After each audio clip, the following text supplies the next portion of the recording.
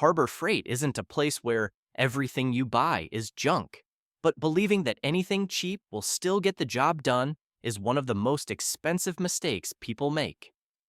Some tools look perfectly fine on the shelf, sound reasonable in the marketing, and are bought with the mindset of it'll work for now. But once you actually put them to use, they don't save time, don't solve the problem, and sometimes create even more frustration. This video points out Harbor Freight items that seem convenient and familiar, but in reality are prone to failure, perform poorly, and aren't worth the money you spend on them. You'd be awesome if you liked this video. 13. Windsor Design Wood Chisel Set. The Windsor Design Wood Chisel Set is an easy trap for beginners in woodworking. It looks like the right choice. A low price, a full set, and the appearance of a proper woodworking tool. But once you start using it, disappointment sets in quickly. Not because you're doing something wrong, but because the set simply isn't built for long-term use. The biggest issue is the chisel blades. The steel is soft and doesn't hold an edge well. Even if you sharpen them at the start, the edge dulls after just a few cuts. Once the blade loses its sharpness, you're forced to use more pressure, the cuts become rough, and the wood fibers tear instead of slicing cleanly. For beginners, this often creates the false impression that their technique is the problem, when in reality, the tool isn't up to the task. The handles are another frustration point. They're lightweight and hollow feeling, and when struck with a wooden mallet, they don't feel solid or reassuring. After a short period of use, many users notice the handles loosening or the joint between the handle and blade becoming unstable. This not only makes the work harder, but also introduces safety concerns. 12. Pittsburgh Quick Connect Compression Tester. The Pittsburgh Quick Connect Compression Tester is something many people buy thinking, it's just a measurement, it doesn't need to be complicated. It's cheap, quick to connect, and compact, which makes it seem like a convenient tool for engine checks. In real-world use, however, this tester often creates more confusion than clarity. The biggest problem is inconsistent accuracy. Many users find that testing the same engine multiple times produces different readings. The pressure often reads lower than it actually is, leading people to believe there's an engine problem when the real issue is the tool itself. In engine diagnostics, being off by just a few psi is enough to send you to the wrong conclusion, and this tester frequently does exactly that. The Quick Connect mechanism, which is advertised as a convenience feature, is actually a weak point. The fitting doesn't seal perfectly and can leak air during testing, especially on older engines or in hard-to-reach plug locations. Build quality also doesn't inspire confidence. The hose is stiff, the analog gauge responds slowly, and the markings are hard to read in low light. After a short period of use, many units develop a needle that no longer returns to zero, making the readings even less reliable. For a measuring tool, that's a critical flaw. 11. Mini Water Pump. Harbor Freight's Mini Water Pump is the kind of product that looks very appealing at first glance. Compact, inexpensive, and advertised for all kinds of tasks, from draining water and watering plants to emergency pumping. But in real-world use, many people quickly realize it's one of those tools that sounds convenient, but delivers very limited results. The first issue is weaker pumping power than expected. The specs on the box often look decent, but once you attach a slightly longer hose or need to push water upward, the flow rate drops sharply. With lightly dirty water, small debris, or leaves, the pump easily loses power or jams. Tasks that seem simple end up taking much longer and feel inefficient. Durability is another common disappointment. The housing is thin, the seals aren't tight, and after running continuously for a short time, the unit heats up quickly. Many users report that it works fine the first few times, then starts making unusual noises or stops altogether. For a device involving both water and electricity, that lack of reliability makes people hesitant to use it again. Another drawback is its limited real-world usefulness. The mini pump only makes sense for very specific, short-term situations. It isn't powerful enough to replace a larger pump, and it isn't durable enough for regular use. As a result, after a few tries, it often ends up sitting unused in the garage. A classic case of bought it thinking I'd need it, but rarely used it again. 10. Electric drill bit sharpener. The electric drill bit sharpener is something many people buy with a clear expectation: save money on new drill bits by sharpening old ones instead. On paper, that sounds reasonable, especially when the packaging shows drill bits looking brand new after just a few steps. In practice, however, this is one of the most disappointing tools for many buyers. The first problem is poor accuracy. The machine struggles to maintain the correct sharpening angle, especially for users without experience. Even a small misalignment can leave the bit uneven after sharpening, causing wobble, off-center drilling, or failure to bite into the material. Instead of improving the bit, the sharpener often makes it worse. The guide mechanism is also unreliable. The bit holder feels loose, the plastic components are thin, and there's noticeable play during operation.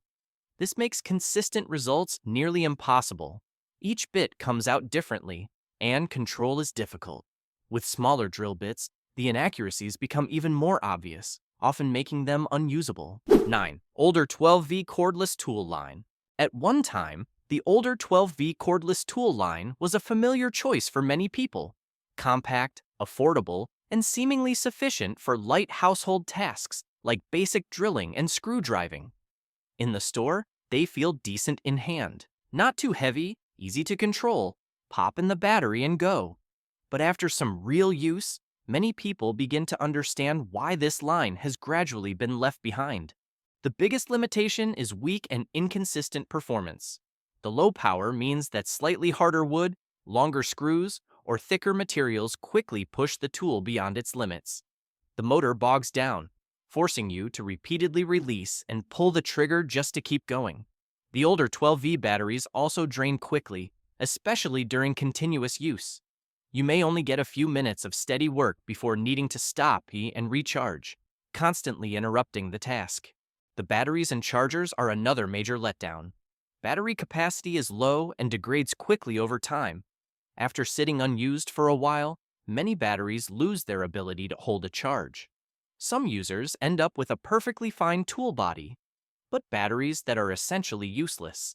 Most importantly, real-world usefulness is limited. The older 12V tools only work well for very light tasks.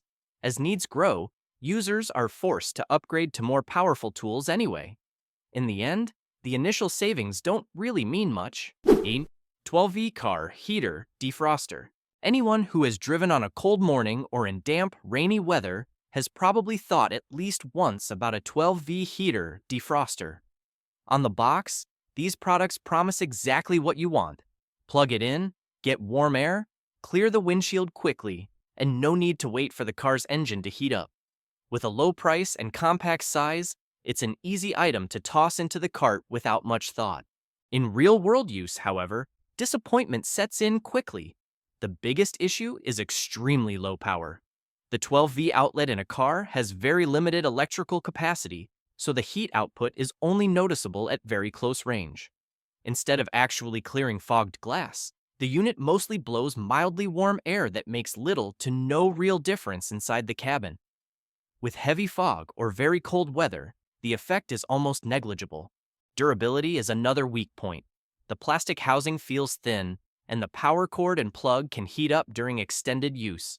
For an electrical device used inside a vehicle, that lack of confidence makes many people stop using it altogether. 7. Centec battery charger. Many people buy a Centec battery charger with a very practical mindset. If the battery is weak, recharge it instead of buying a new one. It's inexpensive and easy to find, and the specs look adequate for basic needs. But after some use, many people realize it's difficult to rely on over the long term. The main issue is inconsistent charging performance. Charging often takes longer than expected, and battery status isn't easy to monitor. Sometimes it seems fully charged, yet the battery still feels weak. Other times, it's left on for a long period with little noticeable improvement. With car batteries, this lack of consistency makes it hard to plan and easy to doubt the results. Another limitation is poor performance with deeply discharged batteries. The charger works reasonably only with batteries that are still in decent condition and just need a light recharge. When dealing with batteries that have been sitting unused for a long time or are already degraded, the results are minimal. Many buyers hope it will revive an old battery, but after a few attempts, they're forced to look for another solution. What frustrates users isn't that the charger doesn't turn on, it's that it doesn't solve the problem they actually have. Instead of providing peace of mind about battery condition, it creates more uncertainty. Is the battery really charged? Is it still usable? Like the video if this surprised you. 6. Central pneumatic air compressor. Central pneumatic air compressors are often bought for very simple reasons: inflating tires, blowing dust, or handling a few light air tool tasks in the garage. They're inexpensive and ready to use out of the box. So many people assume that's good enough. In real use, though, their limitations show up quickly. The main problem is inconsistent performance. The compressor fills slowly, and pressure drops quickly once you start using it. For tasks that require continuous airflow, the motor has to kick back on frequently, constantly interrupting the work. Instead of focusing on the task, you're stuck waiting for pressure to build again. Over time, the lack of reliability becomes even more noticeable. The compressor still runs, but it holds pressure worse than it did initially and has to work harder to do the same job. As a result, many users only feel comfortable using it for very light tasks and avoid pairing it with higher air demand tools. Because of this, its real-world usefulness is fairly narrow. It can handle basic jobs, but it struggles to meet longer-term needs. Quite a few people buy it because it's cheap, only to start thinking about upgrading sooner than expected. 5. Central pneumatic. Quick connect fittings, valves, and air regulators. Central pneumatic quick connect fittings, valves, and air regulators are easy to overlook. They're small, inexpensive, line the shelves, and are often added to the cart when buying a compressor or air hose. Many people think accessories just need to work, but this group is often the reason an air system feels unstable. The most common issue is inconsistent sealing. When first installed, everything may seem fine, but after a few connect-disconnect cycles or extended use, small air leaks begin to appear. The leaks are usually too minor to hear clearly, yet enough to drop pressure and force the compressor to cycle more often. The result is lower efficiency, more noise, and the impression that the compressor has gotten weaker, even though the compressor itself isn't broken. With air regulators, the frustration comes from difficulty holding steady pressure. You can set the pressure, but during operation, it may fluctuate slightly. For tools that require consistent air pressure, even small variations directly affect results. Many users don't realize the regulator is the cause, and instead blame the compressor or the tool. Valves and quick connects also show limitations over time. The locking action becomes less smooth, and connecting or disconnecting requires more effort. When you're working continuously, these small annoyances add up. They're not major failures, but they're enough to noticeably degrade the overall experience. 4. Pittsburgh ratcheting bar clamps. Plastic. Many people buy Pittsburgh ratcheting plastic bar clamps in very familiar situations, holding two pieces of wood temporarily, clamping something while glue dries, or securing an item quickly. They're lightweight, inexpensive, and squeeze to lock. Very much a better-than-nothing tool. But with a bit more use, their limitations become obvious. The first issue is inconsistent clamping force. At first, the clamp holds, but as soon as the material gets slightly thicker, or you need even pressure, the ratcheting mechanism begins to slip. You can squeeze harder and hear the clicks, but the force doesn't increase much. For glue joints that need firm, steady pressure, the clamp can slowly loosen, leading to uneven bonding. The result is having to redo the work, costing more time than expected. Next is the durability of the locking mechanism. After some use, the trigger action becomes rough and the teeth start to wear. Sometimes you squeeze hard and the clamp still won't hold. Other times, it sticks when you try to release it. These small issues don't kill the clamp immediately, but they make users cautious every time they use it. Another limitation is narrow practicality. These clamps are fine for light, short-term tasks. When you need alignment, long-duration pressure, or higher precision, they're quickly replaced by metal clamps or models with stronger clamping force. Many people buy several because they're cheap, then gradually stop using them as their projects demand more reliability. 3. Bench grinder with flexible shaft. Many people choose a bench grinder with a flexible shaft, thinking one tool can do everything: grinding, polishing, and handling small detail work. On paper, it sounds perfect for a home garage.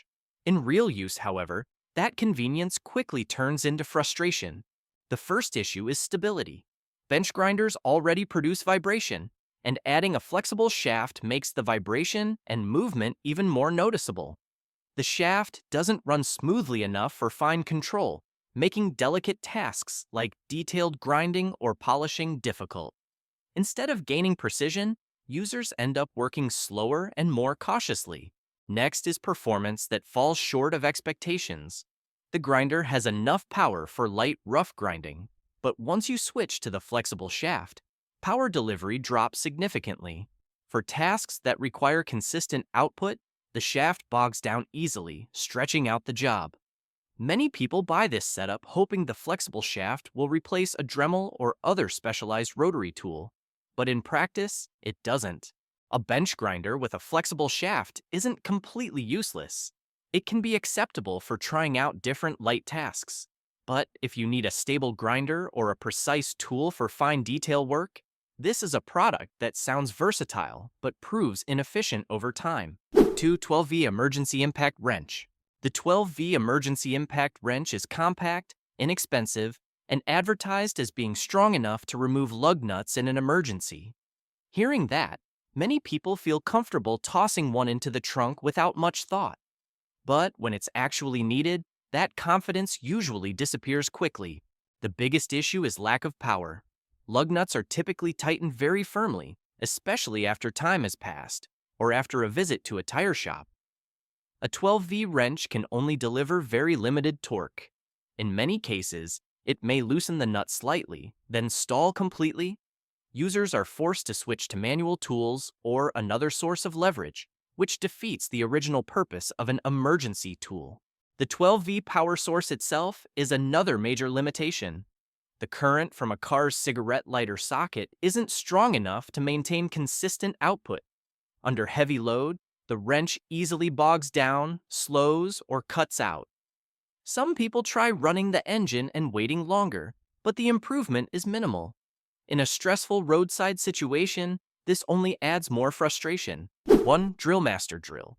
Many people choose a Drill Master drill with a simple goal in mind. Basic household tasks like hanging shelves, drilling small holes, or driving a few screws. On the surface, it looks fine. Lightweight, easy to hold, and simple to operate.